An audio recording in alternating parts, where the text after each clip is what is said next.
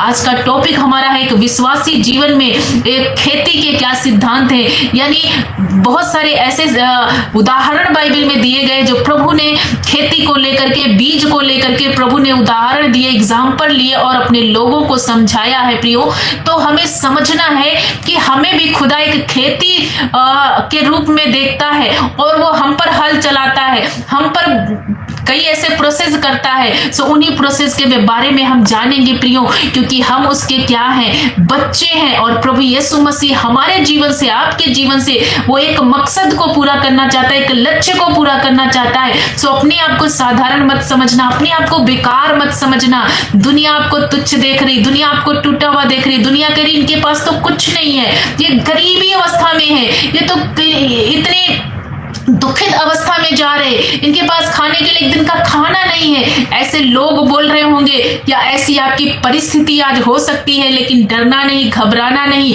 उस विधवा स्त्री की ओर देखो जिसको परमेश्वर ने इतना ब्लेस किया कि अपनी जीविका भर उसने सब कुछ खाया। जो खुदा के लोग होते हैं इसी संसार में हम देख सकते हैं कि जो बड़े बड़े लोग हैं, जो पैसे वाले हैं, वो भूखे रह सकते हैं। परमेश्वर के वचन में लिखा, लेकिन खुदा के लोग, धर्मी जन कभी भी भूखा नहीं रह सकता। प्रभु से तृप्त करते हैं और वो भी अच्छी अच्छी चीजों से तृप्त करते हैं, इसलिए डरने की जरूरत नहीं। जब अकाल हमारे देश में चल रहा होगा तो मसीह लोग भूखे नहीं रहेंगे, मसीहों पर कोई अकाल नहीं है, क्योंकि हमारा यहोवा चरवाहा है। इसलिए हमारे जीवन में किसी बात की घटी कमी नहीं हो सकती। सो प्रियो, आइए हम वचन की ओर बढ़ेंगे और आज का हमारा जो मैसेज है, जिस एक नए विषय में, एक नए मैसेज में हम बढ़ेंगे और उसको सीखेंगे।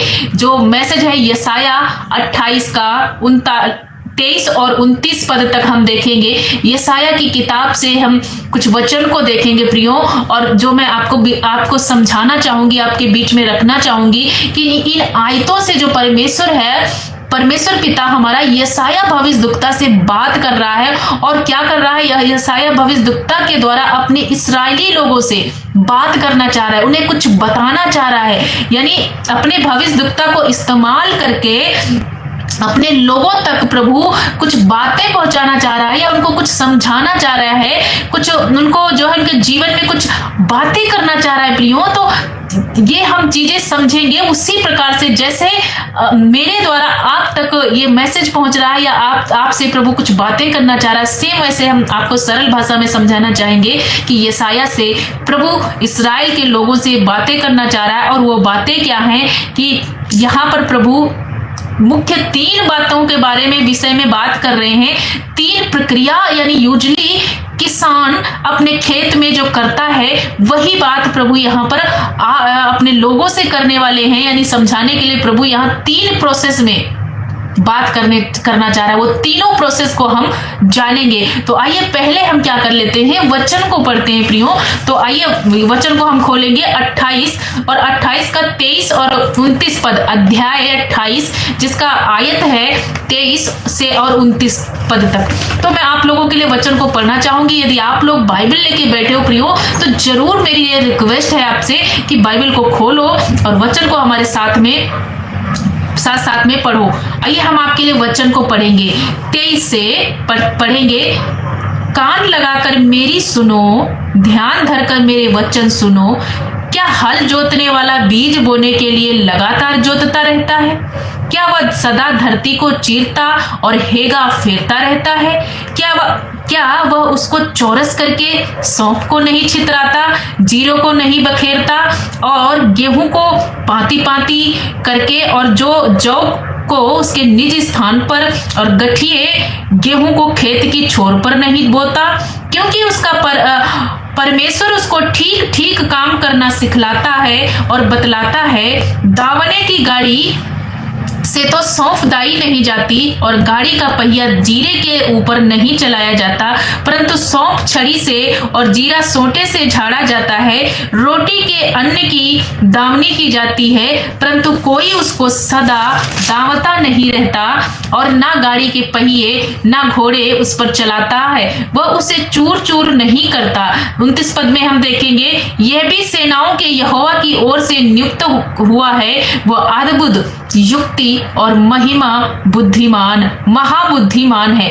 प्रियो, ये आखिरी वाली जो लाइन है कि ये यहोवा की ओर से नियुक्त हुआ है, और यहोवा के विषय में यहाँ लिखा गया है वो अद्भुत युक्ति और युक्ति वाला और महाबुद्धिमान है। जो पद हमने आपको पढ़ा सो उसमें हम 3 प्रोसेस इसमें है, 23 से लगा करके 29 तक हम इसमें 3 प्रोसेस को देख सकते हैं जो खुदा बाप अपने भविष्यद्वक्ता इस यशायाह से अपने लोगों के विषय में बात कर रहा है। सो उसी प्रक्रिया में आज हम देखेंगे प्रियो।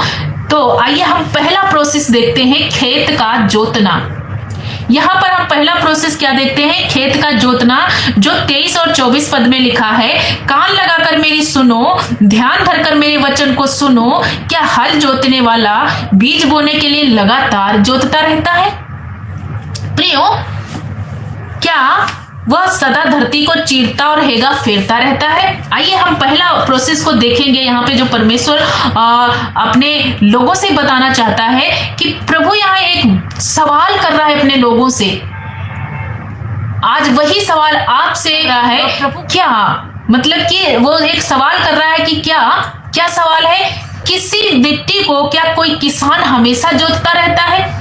आप किसान हो सकते हो, जितने हमारे भाई बहन जुड़े हैं, आप खेती कई बार किया होगा या गांव से हैं तो आप सब कुछ जानते होंगे।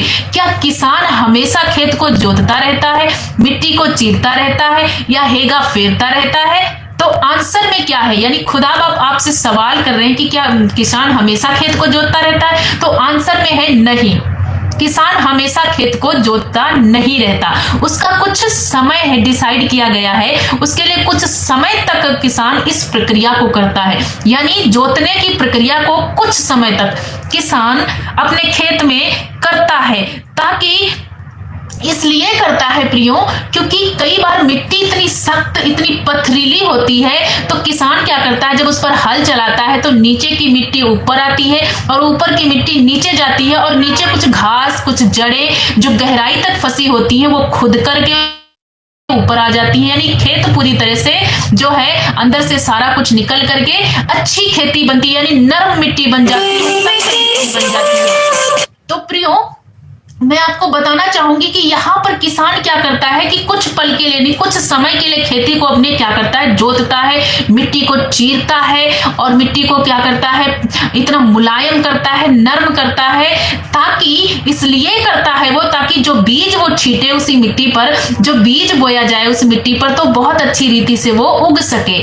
जब नर्म मिट्टी होगी तो हम कोई भी बीज बोएंगे तो वो फल, वो पौधा बहुत जल्दी निकलेगा प्रियो। सो यहाँ पर मिट्टी क्या सोच रहा है, अब हम मिट्टी की तरफ से देखेंगे कि मिट्टी क्या सोच रहा है। मिट्टी ये सोच रहा है कि किसान मुझ पर हल चला रहा है, मुझे तोड़ रहा है, मुझे मार रहा है, मुझे खोद रहा है, मुझे पलट रहा है, मुझे इतनी दर्द दे रहा है, इतनी तकलीफ दे रहा है। आखिर क्यों, मैंने क्या किया? मिट्टी ऐसा सोच रही है कि आखिर मैंने क्या गलती की है जो किसान मुझ पर हल चला रहा है और मुझे तोड़ रहा है। मुझे जो मैं कितना सख्त थी, कितना अच्छी थी, और किसान ने मुझे तोड़ करके मुलायम कर दिया। प्रियो, एक बहुत बड़ा यहाँ पर भेद छुपा है। मैं आपसे रिक्वेस्ट करूंगी आज के मैसेज को केयरफुली सुनना, ध्यान से सुनना। यदि कोई आपके पास मोबाइल फोन है उन्हें साइड कर दो, स्विच ऑफ करो, लाइव में जुड़ करके कोई डिस्टरबेंस ना हो, तब आप इस मैसेज को समझ पाओगे कि यहाँ पर खुदा बाप हमसे क्या बात करना चाह रहे हैं। वही बात जो इस यशायाह भविष्यद्वक्ता से हमारा प्रभु अपने इस्राएलियों से बात करना चाह रहा है, वही आज आपसे परमेश्वर बात करना चाह रहा है। जैसे किसान खेत में मिट्टी को फाड़ रहा है, चीर रहा है, तोड़ रहा है, मुलायम कर रहा है और जोत रहा है, ताकि गहराई से ऊपर की मिट्टी नीचे हो जा रही है, नीचे की मिट्टी ऊपर आ रही है, जो जड़ें फंसी हैं, जो घास की जड़ें हैं, कुछ जंगली पौधे हैं, वो सारे निकल जा रहे हैं और मिट्टी क्लियर, साफ, मुलायम, सॉफ्ट हो जा रही है। तो मिट्टी का एक सवाल है कि मुझे क्यों तोड़ा जा रहा है, मुझे क्यों मारा जा रहा है, मुझे क्यों जोता जा रहा है, मैंने क्या गलती की?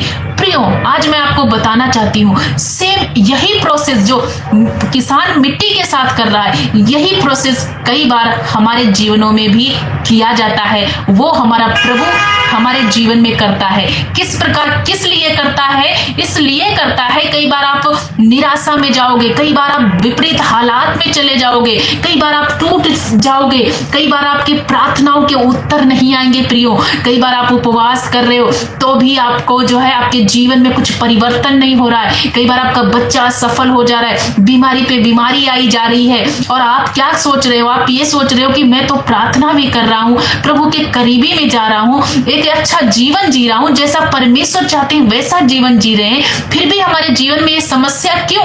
जैसे मिट्टी सोच रही है कि भाई हमें क्यों तोड़ा जा रहा है, उसी प्रकार आपका एक सवाल होता है कि मेरे जीवन में ही समस्या क्यों? तो मैं आपको आज बताना चाहती हूँ, आज आपसे परमेश्वर बात करना चाहता है। जितने निराश हो, जितने आप टूट चुके हो, जितने आप मन में उदास हो चुके हो, मैं उन सबको बताना चाहती हूँ कि ये प्रोसेस परमेश्वर आपके जीवन में क्यों करते हैं। इसलिए करते हैं प्रियो, ताकि वो आपको मुलायम कर सके।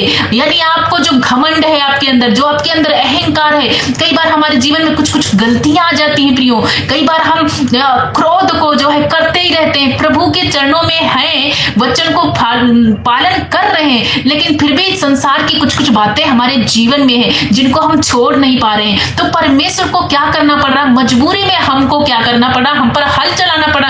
यानी ये प्रोसेस जैसे किसान अपने मिट्टी के साथ कर रहा है, वही प्रोसेस परमेश्वर को हमारे साथ वही प्रक्रिया को करना पड़ रहा है। क्यों करना पड़ रहा है? ताकि आपको एक अच्छा मिट्टी बनाना चाह रहा है, एक अच्छा हृदय बनाना चाह रहा है, ताकि जो वचन बोया जाए, जो परमेश्वर की ओर से वचन प्रचार किया जाए, जो परमेश्वर का आज्ञाएं और निर्देश है, ताकि उस मिट्टी में यानी वो हृदय रूपी मिट्टी में अच्छी रीति से वो वचन बैठे, और जब अच्छी रीति से वो वचन हमारे जीवन में सेट होगा, बैठ जाएगा, तब वो उगेगा और तब वो फल लाएगा। कहीं ऐसा तो नहीं है, आपको चेक करने की जरूरत है, कहीं ऐसा तो नहीं आपका जो हृदय रूपी मिट्टी है सख्त है, कड़ा है, जिसमें पाप है, जिसमें घमंड है, जिसमें बहुत सारी कुछ कुछ बातें हैं, कुछ परमेश्वर के रास्ते पे भी हम चल रहे हैं, लेकिन कुछ कुछ संसारिक बातें हैं जिनसे हम अटैचमेंट हैं, उनको छोड़ नहीं पा रहे हैं, कुछ ऐसी बातें हैं जिनसे हम अपने आप को अलग नहीं कर पा रहे हैं, आज भी वो हमारे जीवन से जुड़ी हैं, जो खुदा बाप को अच्छी नहीं लग रही है। तो परमेश्वर आप पर ये प्रोसेस को जरूर करेंगे, वहां पर आपको घबराने की जरूरत नहीं है, आपको डरने की जरूरत नहीं है, इसी मिट्टी की तरह आपको सवाल करने की जरूरत नहीं है कि मुझे क्यों तोड़ा जा रहा है, मैं क्यों घटी में जा रहा हूं, मैं क्यों गरीबी में जा रहा, मेरे पे ही क्यों कर्जा आ रहा है, मेरा बेटा ही क्यों बीमार, मेरे बच्चे ही क्यों बिगड़ते जा रहे हैं, या मेरे घर में ही क्यों लड़ाई झगड़े हैं, मेरे घर में ही क्यों बीमारी है। इन सारे सवालों को आपको साइड कर देना है, बल्कि आपको क्या करना है, प्रभु के करीबी में और आना है, क्योंकि आपको याद रखना है प्रभु कभी टूटे हुए हृदय को नहीं छोड़ते, वो टूटे हुए हृदय के समीप रहते हैं। प्रभु क्या करते हैं कि हमारे जीवन में जो है कभी हमें अकेला नहीं छोड़ते। ये प्रक्रिया यानी ये प्रोसेस इसलिए करते हैं क्योंकि हमारा मन इतना कठोर हो जाता है कि हम उसके वचन को ठीक से अपने हृदय में नहीं बैठाते हैं, अपने हृदय में उसके वचन को हम प्रयोग नहीं रख पाते हैं। आइए हम वचन में देखेंगे, इज़केल 36:26 में हम देखते हैं कि कई बार हम परमेश्वर के वचन से जो है हट जाते हैं। इज़केल 26:36 वचन में देखते हैं, लिखा हुआ है, तब जो जातियां तुम्हारे आसपास बची रहेंगी वे, एक मिनट, यजकेल 36:26 वचन हम देखेंगे, मैं तुमको नया मन दूंगा और तुम्हारे भीतर नई आत्मा उत्पन्न करूंगा और तुम्हारी देह में से पत्थर का हृदय निकालकर तुमको मांस और लहू का हृदय दे दूंगा। प्रियो, परमेश्वर ये प्रक्रिया को क्यों करते हैं? क्योंकि प्रभु यहाँ पर बता रहे हैं कि जो तुम्हारा पत्थर हृदय हो चुका है, जो तुम्हारा मन कठोर हो चुका है, तुम दो राहों पे चल रहे हो, प्रभु की भी राह पकड़ रहे हो और साथ में संसार में भी टच हो, तो प्रभु यहाँ कह रहे हैं इसलिए मैं तुम्हारे हृदय पर हल चला रहा हूँ, इसलिए मैं इसको तोड़ रहा हूँ, इसलिए मैं तुम्हें घटी और दुख में ले जा रहा हूँ, ताकि मैं तुम्हारे अंदर एक नया मन उत्पन्न कर सकूं और तुम्हें क्या कर सकूं कि तुम्हारे मन अंदर एक नया मन दूं और तुम्हें भीतर से यानी अंदर से परमेश्वर परफेक्ट करे और एक नई आत्मा, एक स्थिर आत्मा आपको एक नया मन दे और तुम्हारे भीतर एक स्थिर आत्मा उत्पन्न कर दे और तुम्हारे अंदर एक मांस और लहू वाला हृदय स्थापित कर दे। इसलिए यह प्रक्रिया हमारे जीवन में आती है, तो हमें डरने की जरूरत नहीं है। जैसे किसान मिट्टी पर जब हल चलाता है और जब वो मिट्टी इतनी मुलायम सॉफ्ट हो जाती है, तब वो किसान जब बीज की छितराई करता है यानी बुवाई करता है तो वो बहुत जल्दी फल लाती है। सेम ऐसे ही जब हमारा परमेश्वर हमें घटी में ले जाके, ऊंचाई निचाई में ले जा करके उन हर एक प्रकार की प्रक्रिया यानी दुख में, उस समस्या में, उस गरीबी में या बहुत तरह की हमारे घमंड को तोड़ेगा परमेश्वर, हमारे घमंड को खत्म करेगा हमारे जीवन से। उसके बाद में हमारे जीवन में क्या करेगा, एक नया मन देगा और एक स्थिर आत्मा देगा प्रियो, और एक मांस और लहू वाला हृदय देगा। उसके बाद जब हम प्रभु में निखरेंगे तो वो निखराव, वो बदलाव, वो प्रभु का जो मसा है अलग ही होगा, जो लोग देखेंगे कि हाँ ये प्रभु के लोग हैं। सो प्रियो, मैं आज को इंकरेज करना चाहूंगी आज आपको कि यदि आप घटी में हो, यदि आप कमी में हो, यदि आप परेशान हो, यदि आपके जीवन में कुछ भी हलचलें हो रही हैं, कुछ भी समझ में नहीं आ रहा, घबराने की जरूरत नहीं। खुदा बाप के करीब बने रहना,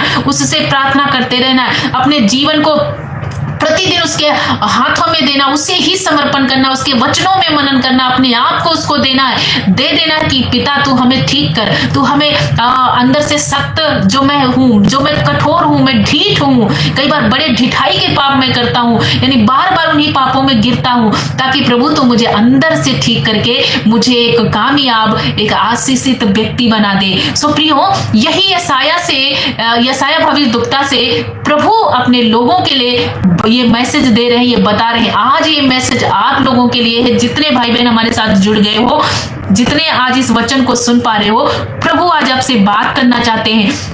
भजन संहिता 51 के 17 में भी परमेश्वर का वचन हम देख सकते हैं कि लिखा हुआ है, टूटा मन परमेश्वर के योग्य बलिदान है, हे परमेश्वर तू टूटे हुए और पिसे हुए मन को तुच्छ नहीं जानता। सो प्रियो, आपको घबराने की जरूरत नहीं है। यदि आप टेंशन में हो, डिप्रेशन में हो, तनाव में, तो ये सारी बातों को आप साइड करना, क्योंकि टूटे हुए मन के करीब हमारा यीशु मसीह रहता है, और टूटे हुए मन के करीब ही हमारा खुदा बाप रहता है, वो कभी नहीं छोड़ता। रोमियो 12 के 1 में हम देखते हैं कि प्रभु का वचन यहाँ पर क्या कहता है। रोमियो 12 के 1 में, इसलिए हे भाइयों, मैं तुमसे परमेश्वर की दया स्मरण दिलाकर विनती करता हूं कि अपने शरीरों को जीवता हुआ, पवित्र और परमेश्वर को भावता हुआ बलिदान करो। प्रियो, हमारा परमेश्वर क्यों खेत हमारे हृदय पर हल चलाते हैं, क्यों हमें घटी कमी में, क्यों हमें परेशानी में ले जाते हैं, ताकि हम और मजबूत बने, परिपक्व बने, पवित्र बने, ताकि उसको जीवता हुआ बलिदान करके, भावता हुआ पवित्र बलिदान करना है अपने शरीर को। कुछ बातें अभी हमारे जीवन में बाकी हैं, जो संसार से जुड़ी हैं, जो परमेश्वर को अच्छी नहीं लग रही, उनको बलिदान करना है, उनको हटा देना है प्रियो। इसलिए परमेश्वर आज हमें घटी में ला रहा है, इसलिए हमारे जीवन में तकलीफ है। लोग देख करके निंदा कर रहे, हंसी कर रहे कि ये तो खुदा के लोग, ये तो मसीह में जाते हैं, फिर भी इनकी हालात देखो। तो आपको डरने की जरूरत नहीं है, आपको निराश हो जाने की जरूरत नहीं है, आपको हताश होकर के बैठ जाने की जरूरत नहीं है। लगातार प्रभु में बढ़ते रहना है, लगातार प्रभु में आगे बढ़ना है। प्रभु आपके जीवन में अद्भुत करने वाले हैं, प्रभु आपको ऊंचाइयों पर ले जाएंगे, आप ही उन्नत करोगे, आप ही ऊंचाइयों पर जाओगे, क्योंकि आपकी हृदय रूपी मिट्टी जोती जा रही है, नरम की जा रही है, मुलायम की जा रही है। इसी में एक अच्छा फल पेड़ उगेगा और इसी से एक अच्छा फल आएगा। सो आपको डरने की जरूरत नहीं है। जब आपके जीवन में प्रभु ऐसा कुछ कर रहे हैं, ऐसी कोई घटी कमी आ रही है, तो कोई बात नहीं प्रियो, डरने की जरूरत नहीं, क्योंकि आपका जीवन आशीष रूपी यानी आशीषमय बनाने के लिए प्रभु ये प्रक्रिया कर रहे हैं। आपको डरने की जरूरत नहीं, आपका जीवन आशीषमय बनाने के लिए प्रभु ये प्रोसेस को अपना रहे हैं, तोड़ने के लिए और सख्त मिट्टी है उसे तोड़ने के लिए, उसको खोदने के लिए, उसको जोतने के लिए, इसलिए ये प्रक्रिया अपना रहे हैं, ताकि आपका जीवन आशीष का कारण बन जाए। आइए हम दूसरे प्रोसेस की ओर जाएंगे। दूसरा हमारा प्रोसेस क्या है? बोना। पहला हमने देखा था जोतना यानी प्लाविंग, और दूसरा हमने देखा है बोना, सोविंग। ये हम देखेंगे 25 से 26 आयत में, इसी यशायाह के 25 से 26 आयत में हम देखेंगे जो दूसरा हमारा प्रक्रिया है बोने का। 25 पद हम पढ़ेंगे। क्या वह उसको चौरस करके सौंप को नहीं छितराता, जीरो को नहीं बखेरता, गेहूं को पाती पाती करके और जौ को उसके निज स्थान पर, कठिए के गेहूं को खेत को छोर पर नहीं बोता? क्योंकि उसका परमेश्वर उसको ठीक ठीक काम करना सिखलाता और बताता है प्रियो। यहाँ पर हम जो दूसरा प्रोसेस देखते हैं, यहाँ पर सौंफ बताया गया है, जीरा बताया गया है, गेहूं बताया गया है, जौ बताया गया है और गठिए गेहूं बताया गया है। यानी सौंफ को छितराता है, जीरे को विखेरता है, गेहूं को पाती पाती करके और जौ को निज स्थान पर और गठिए गेहूं को छोर पर। यहाँ पर हम ये क्या सीखते हैं इस आयत से, या इस आयत से हमें क्या सीखने को मिलता है प्रियो? एक बीज का अपना अपना जगह है प्रियो, अपना अपना एक स्थान है जो अपने स्थान पर वो एक बीज बोया जा रहा है। मतलब कि ये नहीं है कि गेहूं की जगह पे जीरा बो दिया गया है, जीरा की जगह पे गेहूं। हर एक बीज जिसमें 4-5 प्रकार के बीज दिए गए, उनका अपना अपना स्थान है और अपना अपना जगह है और उनकी अलग अलग प्रक्रिया है और अलग अलग जो है उनको बोया जा रहा है। वैसे ही हमारे जीवन में भी प्रियो हम समझेंगे कि हम सब मसीह यीशु के अंग हैं। हम क्या हैं? हम प्रभु यीशु मसीह के अंग हैं और अलग अलग तरीके से हम बोए जा रहे हैं। अलग अलग तरीके से प्रभु हमें चुन रहा और अलग अलग जगह पे अलग अलग स्थानों पर परमेश्वर हमें स्थापित कर रहा है। वचन को हम पढ़ेंगे, पहला कुरिन्थियों 12 में हम पढ़ेंगे परमेश्वर का वचन यहाँ पे क्या बताता है। पहला कुरिन्थियों 12 में हम देखेंगे, लिखा है वचन में, क्योंकि जिस प्रकार देह तो एक और उसके अंग बहुत से हैं और उस देह के सब अंग बहुत होने पर भी सब मिलकर एक ही देह का है, उसी प्रकार मसीह भी है। क्योंकि हम सब ने क्या, यहूदी क्या, उसी प्रकार से मसीह भी है। प्रियो, यहाँ पर दिया गया है कि जैसे लिखा है हम सब कलीसिया का मतलब जिसका सिर यीशु मसीह, हम सब कलीसिया हैं। जितने हम मसीह भाई बहन हैं हम सब कलीसिया हैं और हमारा सिर क्या है? प्रभु यीशु मसीह है। तो शरीर कलीसिया है और इनमें से कोई हाथ है, कोई पैर है, कोई आंख है, कोई नाक है, कोई कान है, कोई मतलब हमारे शरीर के अलग अलग अंग है प्रियो। तो इस प्रकार से शरीर के अलग अलग हिस्से हैं और अलग अलग जगह में हमें बोया गया है। प्रियो, जो प्रभु हमें बताना चाहते हैं, जो हम प्रभु में आते हैं, मैं आपको बताना चाहती हूँ जो दूसरी प्रक्रिया है। बहुत सारे लोगों ने प्रभु यीशु मसीह के वचन को पढ़ा होगा और उन्हें सच्चाई समझ में लगी होगी कि हाँ इस वचन में सच्चाई है और उन्होंने मन फिराया, प्रभु यीशु मसीह के विश्वास में आ गए। बहुत सारे लोग जो है बीमारी में होंगे और किसी ने उनके लिए प्रार्थना किया और उन बीमारी से चंगे हो गए तो प्रभु यीशु मसीह को ग्रहण कर लिया। बहुत सारे ऐसे लोग होंगे जो निराशा में चले गए होंगे या कर्जे से या किसी भी परिस्थिति में फंसे होंगे और उनके लिए परमेश्वर के दास लोगों ने प्रार्थना किया और उन्होंने मन फिराया और प्रभु यीशु मसीह के विश्वास में आ गए। तो इसका कहने का मतलब है कि जैसे किसान जीरे को अलग, गेहूं को अलग, सौंफ को अलग अलग बोरा, उसी प्रकार से हम लोग भी मसीह में आए हैं अपनी अलग अलग परिस्थितियों को लेकर के। कोई किसी परिस्थिति में, कोई किसी परिस्थिति में प्रभु के राज्य में प्रवेश किया। उसी प्रकार से परमेश्वर ने हमें भी अलग अलग तरीके से बोया है और अलग अलग तरीके से प्रभु ने अलग अलग स्थानों में भी हमें रखा है। तो आपको इस वचन से यानी दूसरी प्रक्रिया से आपको क्या सीखना है प्रियो? आप कहीं भी हो, किसी भी स्थान पर रखे गए हो, कैसा भी आपका परिवार मिला है या आपकी शादी किसी भी घर में यानी किसी गरीब घर में हो गई है या वहां पर कोई कमी घटी है, तो आपको ताने नहीं मारना है, आपको दोष नहीं लगाना है, आपको कुछ भी ऐसी अपशब्द नहीं बोलने, बल्कि आपको ये याद रखना कि जो परिवार प्रभु ने हमें दिया है या जहां पर जिस स्थान पर परमेश्वर ने हमें रखा है वो हमारे लिए ही आशीष का कारण, यानी हम यहीं से आशीष करें पाएंगे, यहीं से हम उठेंगे, यहीं से हम ऊंचाइयों पर जाएंगे। सो प्रियो, यदि ऐसा कोई बच्चा है जो अपने माँ बाप को कोस रहा है कि अपने माँ बाप के कारण मैं जो है अच्छे स्कूल में नहीं एडमिशन ले पा रहा हूँ या मेरे माँ बाप गरीब है या ऐसे पति पत्नी है जो एक दूसरे को कोस रहे हो, तो आपको मैं बताना चाहती हूँ कि शरीर, जैसे शरीर में अगर अभी हाथ की जगह पे पैर होता तो जो पैर काम करता वो हाथ नहीं कर पाता और हाथ पैर की जगह पे हाथ होता तो जो हाथ काम करता वो पैर नहीं कर पाता। उसी प्रकार से परमेश्वर जहां पर हमें नियुक्त किए हैं वो अपनी समझ और अपने ज्ञान के अनुसार उन्होंने जिस घर में जो स्थान हमें दिया है वो हमारे लिए आशीष का कारण है, क्योंकि वचन में लिखा है कि वो महा सर्वशक्तिमान और महाबुद्धिमान है। उसके पास इतनी बुद्धि है कि आप किसी घटी कमी में भी हो, जहां किसी छोटी अवस्था में हो, ऐसी परिस्थिति में हो जहां पर भी परमेश्वर आपको छोड़ेगा नहीं और आपको ऊंचाइयों पर ले जाएगा, आपको फलवंत करेगा। प्रियो, मैं आपको बताना चाहती हूँ कुरिन्थियों 12 के 21 में हम देखते क्या लिखा हुआ है, क्योंकि यहोवा ऐसा उठ खड़ा होगा जैसा वह, 1 मिनट, कुरिन्थियों 12:21 में हम पढ़ लेते हैं कि परमेश्वर का वचन यहां क्या कह रहा है।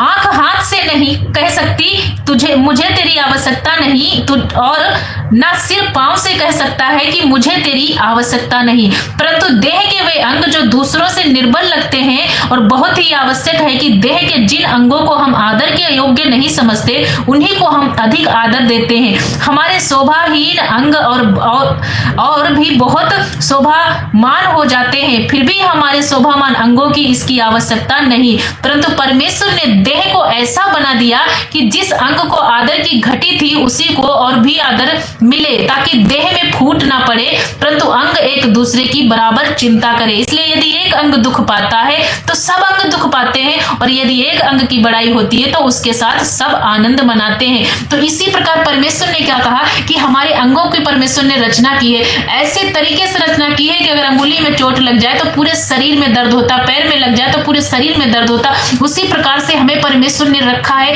एक परिवार के बीच में अलग अलग परिस्थिति में अलग अलग स्थानों पे हमें नियुक्त किया है। तो हमें क्या करना है, किसी की कोई तुलना नहीं करना है, किसी से कोई कंपैरिजन नहीं करना है कि वो देखो कितना ऊंचाइयों पे जा रहा, वो बंदा ऐसी जगह पे आनंद मना रहा, हम इतनी घटी में क्यों, हम इतने दुख में क्यों, हमारे साथ ऐसा क्यों हुआ, या हमारे साथ ही ये प्रक्रिया क्यों, हमारे साथ ही ये प्रोसेस परमेश्वर क्यों कर रहे हैं। इन सारे क्यों के जवाब आपको परमेश्वर के सम्मुख ये सवाल नहीं करने हैं। प्रभु में दीनता के साथ, नम्रता के साथ अपने शरीर को जीवता हुआ पवित्र बलिदान करना है, ताकि परमेश्वर अच्छी रीति से जो प्रोसेस परमेश्वर आपकी लाइफ में करना चाहता है, इसलिए करना चाहता है ताकि वो उन्नति पर ले जाए, ताकि वो जो बड़ा पेड़ आपको बनाना चाहता है, पेड़ के द्वारा एक फल लाना चाहता है और उस फल के द्वारा बहुतों के लिए आशीष का कारण बनाना चाहता है, वो प्रक्रिया आपके जीवन में पूरी कर पाए, जिसके वजह से हम अपनी आशीष को रोके ना, हम कुड़कुड़ाए ना, हम एक दूसरे पर दोष ना लगाएं प्रियो।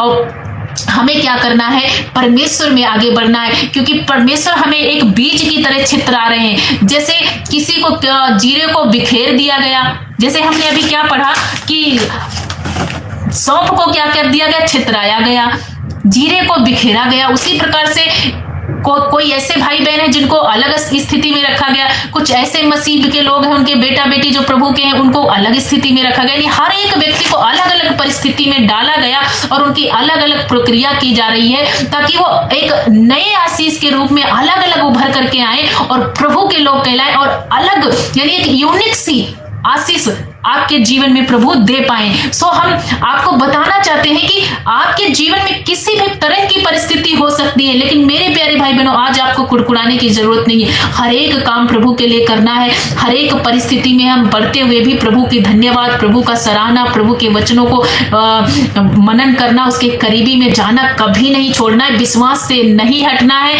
क्योंकि आपको याद रखना है, जब आप पर लोग ताने मार रहे हो, जब आपको लोग तोड़ने की कोशिश कर रहे हैं, जो आपका ठट्ठा मजाक हो रहा हो, तो आपको याद रखना है कि वहां पर परमेश्वर आपके लिए एक बड़ी आशीष की सुरंग खोद रहा है। ये हमेशा याद रखना, क्योंकि प्रभु यीशु मसीह कभी किसी को निराश नहीं छोड़ते हैं।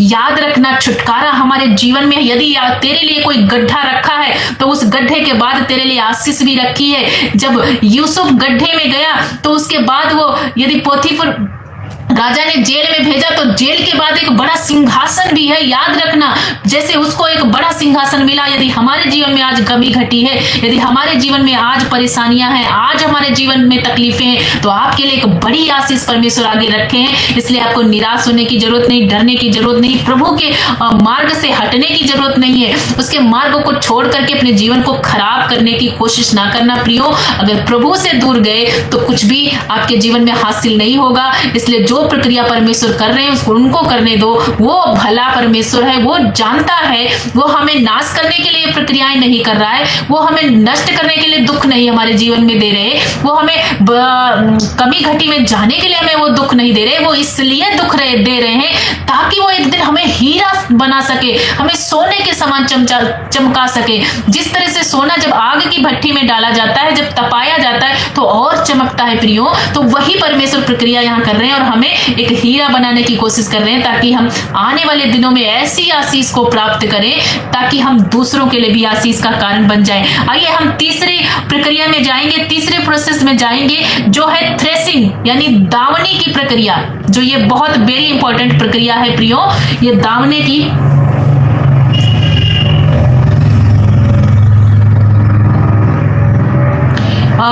ये दावने की प्रक्रिया है। सो हम यहाँ पर तीसरी प्रक्रिया में जाएंगे, जो वचन में लिखा हुआ है 27 और 28 वचन हम देखेंगे। दावने की गाड़ी से तो सौंफ और दाई नहीं जाती, और गाड़ी का पहिया जीरे के ऊपर नहीं चलाया जाता, परंतु सौंफ छड़ी से और जीरा सोंटे से झाड़ा जाता है। रोटी के अन्न की दावने की जाती है, परंतु कोई उसको सदा दावता नहीं रहता। ना गाड़ी के पहिए ना घोड़े उस पर चलाता है, वरना वो क्या हो जाएगा, चूर चूर हो जाएगा। प्रियो, ये लास्ट जो पॉइंट है ना, जो लास्ट प्रोसेसिंग है ना, इसको हमें बहुत ध्यान से समझना है कि आप सब लोग जानते होंगे, जब हमारे खेत की फसलें कटती हैं तो कोई ऐसा किसान नहीं है कि उसको बराबर यानी उसको दावता रहे, उसको थ्रेसिंग में डालता रहे। अगर ये प्रक्रिया वो लगातार करता रहेगा तो इस प्रकार से तो वो दाना चूर चूर हो जाएगा, यानी दाना वो पिस जाएगा, वो बेकार हो जाएगा, फिर किसी काम का नहीं रहेगा। सो प्रियो, इस जो आखिरी वाले प्रोसेस जो हमारे जीवन में प्रभु करना चाहते हैं, उससे हम यहाँ देख सकते हैं प्रियो कि अन्न को किस प्रकार से भूसी से अलग किया जा रहा है। यहाँ पर ये जो लास्ट प्रक्रिया है, यानी अन्न को भूसी से छीला जा रहा है, अलग किया जा रहा है और दावने की कुछ समय ही जो है ये अन्न एक अलग भूसी से किया जाएगा। प्रियो, यहाँ पर इस उदाहरण से हम समझेंगे कि उसी प्रकार से हमारे जीवन में प्रभु जो ये जो समस्याएं जो हमारे जीवन में आ रही हैं, जो हमारे जीवन में तकलीफें आ रही हैं, तो कुछ पल की ही है, इनका भी एक समय है। कुछ समय के बाद हमारे जीवन में एक बड़ी आशीष को परमेश्वर ने रखा है, जिसको हम देखने वाले हैं। जैसे जब इस भूसी को इस दाने से अलग किया जाता है, जैसे किसान इसको छीलता है, ये भी एक लास्ट वाली प्रक्रिया भी एक दर्दनाक प्रक्रिया है। जब गेहूं से छिलका निकलता है तो गेहूं सोचता होगा कि हमें क्यों छीला जा रहा है, हमें बहुत दर्द है, हमें क्यों इतना सताया जा रहा है, हमने क्या किया। यानी वो पौधा सोचता होगा कि मैं तो इतना अच्छा बढ़ रहा था, मैं तो इतना अच्छा बढ़ा और अच्छे से फल ला रहा था, और मैं फूल फल रहा था, मैं कितना अच्छा बढ़ रहा था, और हमें क्या कर दिया गया, काट दिया गया और थ्रेसर में डाल दिया गया, थ्रेसिंग के यानी दावने के मशीन में डाल दिया गया, और हमारे अंदर से छिलका निकाला जा रहा है। पौधा ऐसा सोच रहा होगा, पौधा ऐसा बोल रहा होगा। लेकिन वही प्रक्रिया कई बार हमारे जीवन में जब परमेश्वर करता है तो हम भी सोचते हैं कि हम तो मसीह में बढ़ रहे थे, हम तो वचन पढ़ रहे थे, हम तो प्रार्थनाएं कर रहे थे, हमारी प्रार्थनाओं के जवाब मिल रहे थे और हम बहुत आगे बढ़ रहे थे। फिर अचानक ये संकट हमारे जीवन में क्यों आ गया, अचानक से ये परेशानियां क्यों आ गई। हम तो प्रभु में अच्छी रीति से चल रहे थे, हम तो बहुत ऊंचाइयों पर जा रहे थे, हमारे जीवन में कोई तकलीफ ही नहीं थी, फिर अचानक ये दर्द क्यों आ गया, अचानक ये परेशानी, ये परिस्थिति क्यों आ गई। प्रियो, याद रखना, यहाँ पर परमेश्वर क्या करता है, इस फल मतलब इस गेहूं को इसलिए दावता है ताकि अब ये गेहूं क्या करे, ये दूसरों के लिए आशीष का कारण बने। क्योंकि लिखा है जो फलता है, वो जो पेड़ फलता है उसको और साँटा जाता है। क्यों छांटा जाता है? ताकि वो और फले, ताकि ढेर सारा फल लाए। प्रियो, यूहन्ना 15:2 में हम पढ़ सकते हैं, वचन में क्या लिखा हुआ है, सभी जन खोल करके यूहन्ना 15:2 में हम देख सकते हैं। यूहन्ना 15:2 में लिखा है, जो डाली मुझ में है और नहीं फलती उसे काट डालता हूँ, काट डालता है, और जो फलती है उसे वह और छांटता है ताकि वह और फले। प्रियो, परमेश्वर यहाँ पर क्या कर रहा है, इसलिए इस गेहूं को दावनी कर रहा है, थ्रेसिंग में डाल रहा है, ताकि जब ये गेहूं थ्रेसिंग से बाहर निकलेगा तो ये मशीन में जाएगा, और जब पिसेगा तो उसमें से आटा निकलेगा, और उसी आटे से रोटियां बनेगी, और जब रोटी बनेगी तो दूसरों के लिए आशीष का कारण होगा। कितने भाई बहन हमारे साथ जुड़ रहे हो?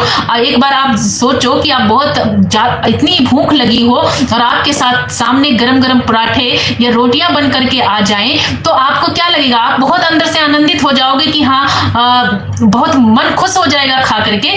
तो ये क्या हुआ कि गेहूं को इसलिए छिलके से अलग किया जा रहा है ताकि ये दूसरी प्रक्रिया में, यानी इसके थ्रेसिंग जो दावने की प्रक्रिया की जा रही है, इसको छिलका इसका अलग करके मशीन में डाला जाए और मशीन में जाने के बाद में ये पीसे एक आटे के रूप में आए, एक आटे के फॉर्म में आ जाए और फिर उससे रोटियां बने ताकि लोग खाएं और तृप्त हो जाए। प्रियो, जब हम मसीह में बढ़ रहे होते हैं, जब हम वचन में बढ़ रहे होते हैं, उपवास में हम बढ़ रहे होते हैं, जब प्रार्थना में हम बढ़ रहे होते हैं और अचानक से जब हमारे जीवन में समस्याएं आ जाती है, अचानक से जब हमारे जीवन में परेशानियां आ जाती हैं, तो हम लोग सवाल करने लगते हैं। तो वहां पर सवाल करने की जरूरत नहीं, क्योंकि हमारा पिता इसलिए हमें साट रहा है, इसलिए हमारे जीवन में तकलीफें आ गई हैं ताकि आप दूसरों के लिए आशीष का कारण बन जाओ। आप सिर्फ स्वयं के लिए नहीं, अब इसलिए परमेश्वर आपको उन तकलीफों में ले जा रहा है, उन गहराइयों में ले जा रहा है ताकि आप अन्य लोगों के लिए क्या बनो, आशीष का कारण बन जाओ, दूसरों के लिए बहुत बड़ी आशीष का कारण बन जाओ प्रियो।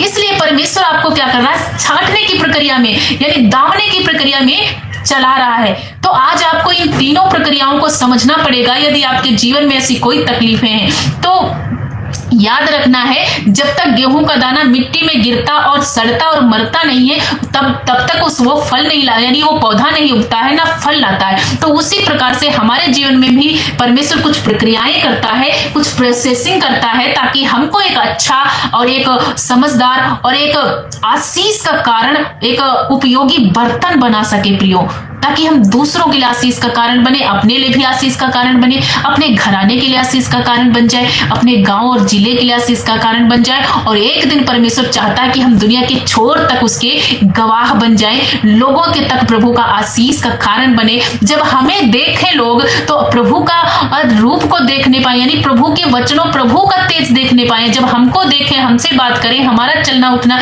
जब लोग देखें तो हमारे अंदर प्रभु यीशु मसीह दिखने चाहिए। इसलिए परमेश्वर हमें क्या करते हैं, इन प्रक्रियाओं से लेकर के जाते हैं ताकि हम एक अच्छा सा खरा व्यक्ति, एक सिद्ध व्यक्ति, एक परफेक्ट पर्सन बन करके प्रभु में सिद्धता की ओर बढ़ाते हैं प्रियो। इसलिए वो यह प्रक्रिया को क्या करते हैं, इस्तेमाल करते हैं। जैसे हम पौलुस के जीवन से देख सकते हैं, पौलुस का उदाहरण हम देख सकते हैं कि पौलुस एक बहुत बड़ा दास है परमेश्वर का, यानी वो इतने बड़े बड़े चमत्कार किया कि इवन उसका जो रुमाल होता था, उसके रुमाल को जब रोगी पर रख दिया जाता था, रोगी चंगा हो जाता था। उसका रुमाल किसी मुर्दे को टच कर लिया जाए तो वो मुर्दा जिंदा हो जाता था। इतना सामर्थ्य, इतना पावरफुल परमेश्वर का दास पौलुस था। और लेकिन पौलुस क्या करता है, पौलुस के जीवन में एक कांटा था प्रियो, जो उसको चुभता था और वो परमेश्वर से कहता था, प्रार्थना करता था कि प्रभु ये कांटा, ये दर्द मेरे जीवन से निकाल दे।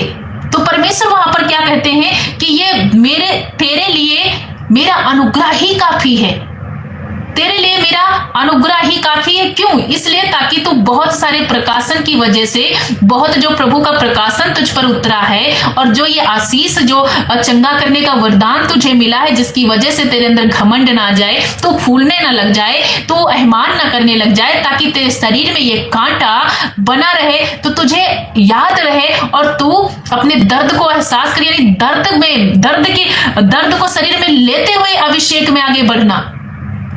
प्रभु यहां पर क्या हमें बताना चाहते हैं कि उसने दर्द को लेते हुए क्या किया, परमेश्वर में बहुतों के लिए आशीष का कारण बन गया। तो प्रियो, मैं आपको बताना चाहती हूँ कि आपके घर में ऐसे बहुत सारे लोग हैं जो अभी तक मसीह में एक जन विश्वास में आया, बाकी पूरा परिवार विश्वास में नहीं आया। तो कुछ पल के लिए हम दर्द उठाएं, हम प्रभु में आगे बढ़े, रात में हम 1 घंटा दे परमेश्वर को, उसके सम्मुख बैठे, अपने समय, अपनी नींद को खराब करें और प्रभु से रोए, प्रभु से गिड़गिड़ाएं, उससे प्रार्थना करें ताकि उसका ग्रेस हमारे परिवार पर उतर पाए। जैसे पौलुस से परमेश्वर कहता कि तेरे लिए मेरा ग्रेस काफी है, तेरे लिए मेरा अनुग्रह ही काफी है, तू उस अनुग्रह में चलता रहेगा और तो मेरा अनुग्रह तुझे सुरक्षित रखेगा और इस दर्द से मुक्ति देगा। तो प्रियो, जब हमारे घर में भी ऐसे कुछ अशांति है, ऐसे कुछ परेशानियां हैं, ऐसा कुछ हमारा माता पिता पीड़ित हैं या उनके बच्चे बिगड़ गए, गलत रास्ते पे चले गए, तो प्रियो हमें 1 घंटा कुछ दर्द लेना है अपने शरीर पर,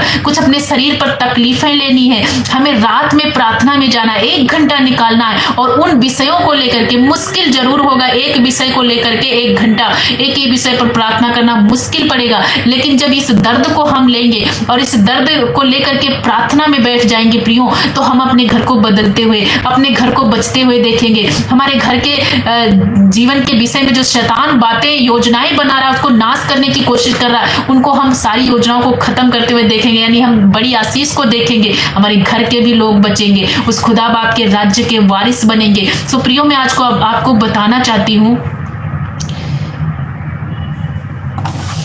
मैं आपको बताना चाहती हूँ कि जो मैंने आपको 3 प्रक्रियाएं बताया, प्रभु परमेश्वर ने जो ये प्रकाशन आप लोगों के बीच में रखा, जैसे यशाया से परमेश्वर बातचीत कर रहा है अपने इस्राएली लोगों के लिए, आज परमेश्वर आप लोगों से बात किया कि आपके जीवन में ये हल जो है ना हमेशा चलता नहीं रहेगा। मिट्टी पर किसान हमेशा जोतता नहीं है, हमेशा उस मिट्टी को चीरता नहीं है, हमेशा उस मिट्टी को मुलायम नहीं करता। उसका एक समय होता है प्रियो, उसका एक समय नियुक्त किया होता है।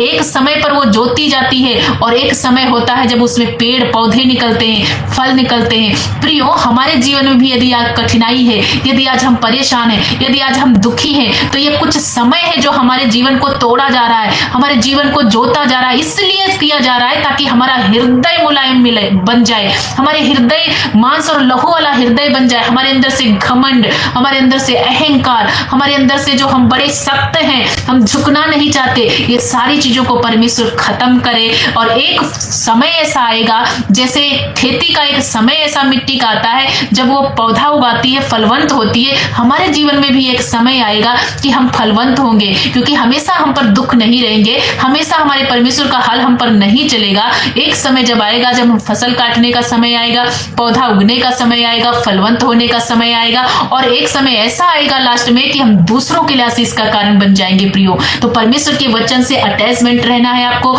टच रहना है, प्रभु के वचनों को पढ़ते रहना, उनका मनन करते रहना, उनकी अधीनता में बने रहना, प्रभु से दूर नहीं जाना है, क्योंकि प्रभु से दूर जाकर के हम कुछ भी नहीं कर सकते। परमेश्वर के वचन में लिखा, जो डाली मुझ में बनी रहती है मैं उसको छांटता हूं ताकि और फल लाए, और जो डाली मुझ में बनी नहीं रहती मैं उसको काट कर फेंक देता हूं। तो इस बात को आपको जरूर याद रखना है, यदि डाली प्रभु यीशु मसीह में बनी ना रहे तो उसको काट करके फेंका जाएगा।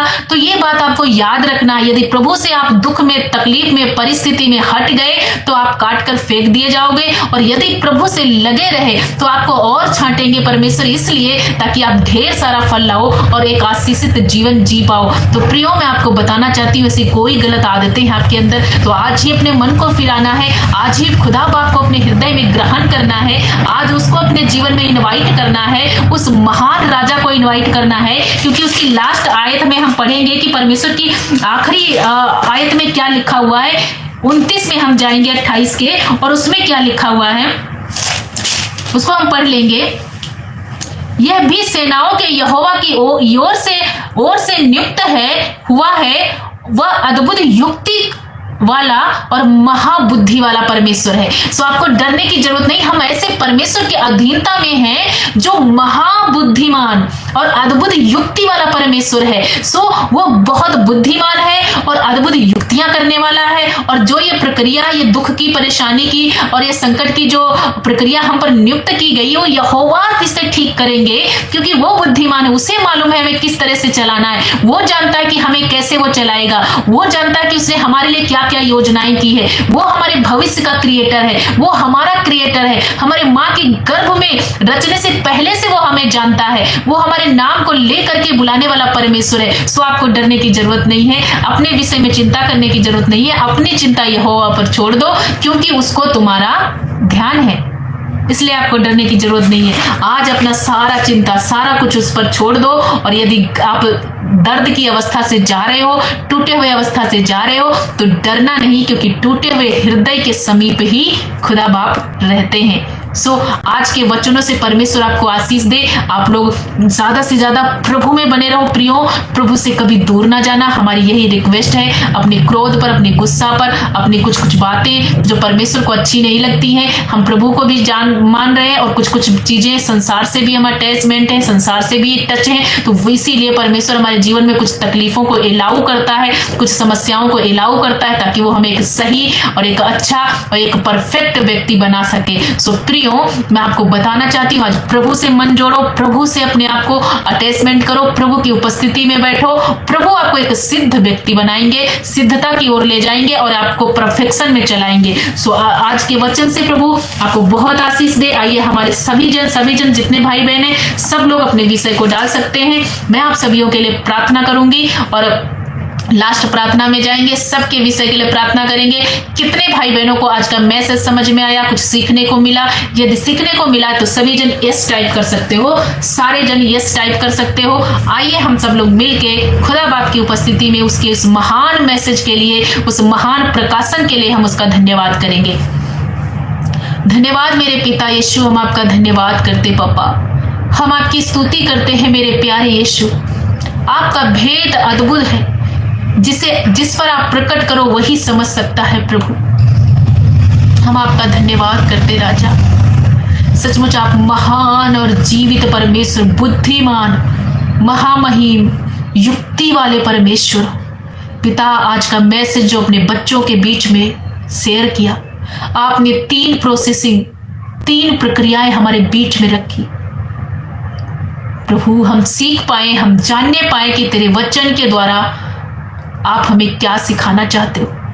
हर एक भाई बहन को और छोटे बड़े बच्चे और जितने हमारे साथ इसमें लाइव में जुड़े हैं प्रभु, इन सबको आपके पवित्र हाथों में देते हैं। इनके जीवन में ऐसी कोई अवस्था है जहां पर ये टूटे हैं, निराश है प्रभु, जहां ये बिखर चुके हैं, आज प्रभु इनकी जीवन में एक रिस्टोरेशन मांगते हैं। हे मेरे पिता, इन्हें रिस्टोर करो, इन्हें फलवंत करो पिता। इनके घराने फलवंत हो, इनका जीवन फलवंत हो, इनके बच्चे आशीषित हो, ये आशीषित हो प्रभु। किसी अंग से ये पीड़ित है, इनके शरीर में जहां कहीं कोई रोग है पिता, आज इन्हें छुओ मेरे पिता। आज इन्हें समझ में आए कि हम कमी घटी में हो, भले ही चले जाएं, लेकिन हम खुदा से दूर नहीं है। हमारा यीशु ने हमें छोड़ा नहीं। हम कितनी भी परेशानी में चले जाएं, बीमारी हमारा कुछ नहीं कर सकती, क्योंकि यीशु ने हमें बनाया है। तो यीशु का अधिकार है हमारे अंदर। हम जीवन और मृत्यु का अधिकार प्रभु के हाथ में है। हम मंदिर है पिता का, और जब इस मंदिर में यीशु निवास करते हैं तो कोई बीमारी, कोई पाप रह नहीं सकता। हम धन्यवाद करते हैं, हर एक वो भाई बहन को तेरे हाथ में समर्पित करते, जो आपकी आज्ञाओं को ऊपर नहीं चल पा रहे, कोशिश करने के बावजूद भी प्रभु वो पाप को छोड़ नहीं पा रहे। ऐसे वो हर एक भाई बहन को छू लो पिताजी, इनके गंदी लतों से इन्हें छुटकारा दो, एडिक्शन के पाप से छुटकारा दो, वो नशे की गंदी लत से, व्यभिचार की गंदी लत से, झूठ बोलने वाली लत से, हर प्रकार की गंदी हैबिट्स इनके जीवन से घुड़कती हूं, कंप्लीटली हील हो जाए पिता। पूरा छुटकारा मांगते हैं इनके जीवन में मेरे पिता। छुओ पिता आज इनको, इन्हें चंगा करो पिता।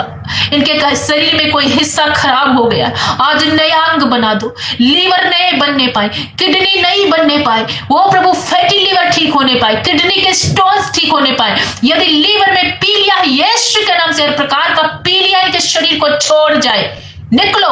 बीमारी तेरा अधिकार नहीं। यदि दिमाग में सिस्ट है, यीशु के नाम से वो दिमाग की सिस्ट, ब्रेन हेमरेज, वो ऑपरेशन मैं कैंसिल करती हूँ। खुदा बाप इन्हें छू रहे हो, चंगा कर रहे हो, आपके लहू से इन्हें ढांप लो मेरे पिता।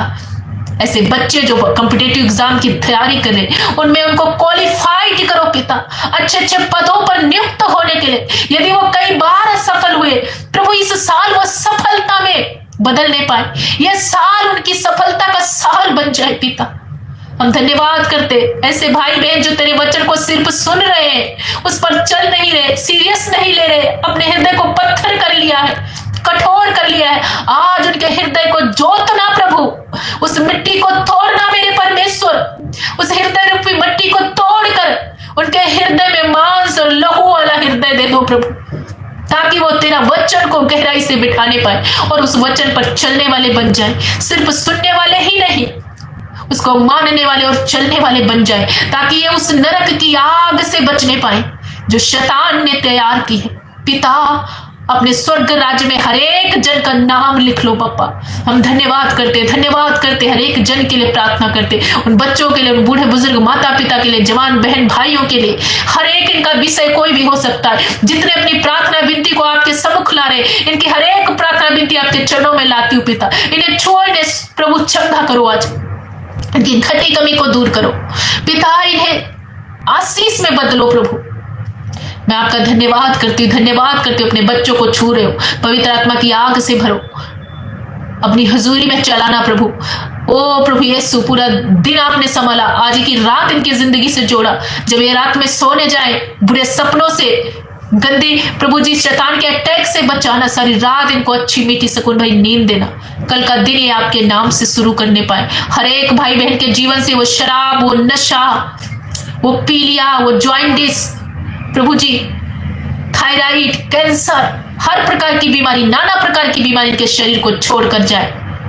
पिता हम धन्यवाद करते कि हर एक भाई बहन को आप छूकर चंगा कर रहे हो प्रभु। आपको सारा आदर महिमा देते, प्रार्थना यीशु के नाम से मांगते हैं, आमीन आमीन आमीन। प्रभु आपको आशीष दे मेरे प्यारे भाई बहनों। मैं आशा करती हूँ कि आज का वचन आप सभी को समझ में आया होगा। आपको डरने की जरूरत नहीं है। यदि कोई ऐसी छोटी मोटी तकलीफें आपके जीवन में आ रही हो तो प्रियो, प्रभु से दूर मत जाना, क्योंकि हमारी तकलीफों का निकास हमारा यीशु मसीह है। उसके सिवा कोई भी हमें संकट और मुसीबत से बचा नहीं सकता। बस इस वचन को याद रख लेना कि प्रभु हमें एक अच्छा सा हीरा बनाने जा रहे हैं, इसलिए हमारे जीवन में ये हल चल रहा है। वो हमारी मिट्टी को तोड़ रहे हैं, सख्त है, हम टाइट हो चुके हैं, इसलिए परमेश्वर हमें नरम कर रहे हैं। इस वचन को याद रखना, स्मरण करना। परमेश्वर आपको ब्लेस करे आज के मैसेज से, और प्रभु आपको बहुत बहुत आशीष दे। God bless you all. सभी को जय मसीह की।